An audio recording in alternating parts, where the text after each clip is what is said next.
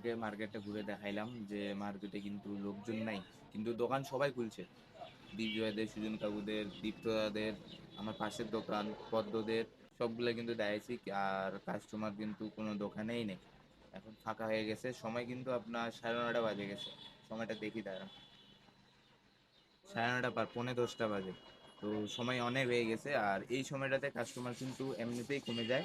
ভিড় কিন্তু হয় আপনার 9টা পর্যন্ত, মানে 7টা থেকে 9টা পর্যন্ত যা একটু ভিড় থাকে, মানে চাকরিজীবীরা সকালবেলা খরচ নিয়ে, খরচ বাসায় দিয়ে খাওয়া দাওয়া করে অফিসে চলে যায়, তো সেই জন্য ওই সময়টাতে ভিড় থাকে। এখন কিন্তু ফাঁকা। তো আমি কিন্তু দেখাইলাম যে আমি পানি ছিটায় আগরবাতি ধূপবাতি সব দেওয়া শেষ, সব মালামাল কিন্তু বাই করাও শেষ। আর সব শেষে কিন্তু আমি এই যে চা নিয়ে কিন্তু চলে আসছি। আর আজকে বেশি ভারী নাস্তা খাবো না, 5 টাকা দামের একটা বিস্কুটের প্যাকেট দিয়ে এই চাটা খাবো। কারণ আমি আজকে বাসায় যাব, বাসায় যেয়ে নাস্তা খাবো। বাবাকে বলা তাড়াতাড়ি আসতে।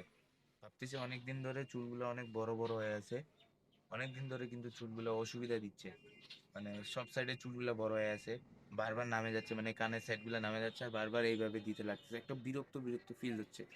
তো সেই জন্য আজকে ভাবতেছি যে বাবা আসার পর, বাবাকে তো আমি সকাল বলছি যে তাড়াতাড়ি আসিও, তো বাবা আসার পর কিন্তু আমি বাসায় যাব, বাসায় যা আবার কিছু হালকা নাস্তা করে ঠিক 12টার দিক করে কিন্তু সেলুনে চলে যাব চুল কাটার জন্য। ভাবতেছি মানে আজকে যাব কিনা শিওর না, তবে ভাবতেছি যে যাইতে পারি। তো এই জন্যই কিন্তু আমি দোকানে আজকে বেশি ভারী নাস্তা খাবো না।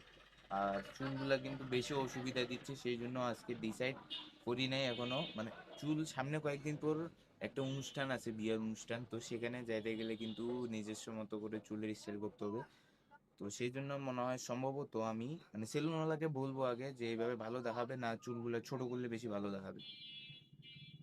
সেই এইভাবেই করে কিন্তু আমি চুলগুলা কাটবো। তো চুলগুলো আপাতত সাইজ করে নিবো, আজ চুল কাটতে বাবা আসুক, তারপর দেখি কি মানে ভাবতেছি যাই, আজকেই যাই, যাই চুলগুলা কাটে আসি।